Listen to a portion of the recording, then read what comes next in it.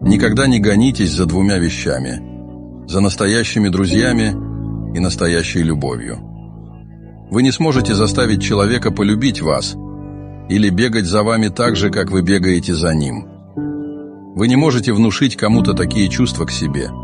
Обратите внимание, возможно, кто-то сейчас гонится за вами, пока вы гонитесь за другим, а тот, в свою очередь, за кем-то еще.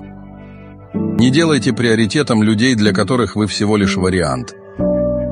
Не держите тех, кто хочет уйти, и не просите остаться тех, кто этого не желает.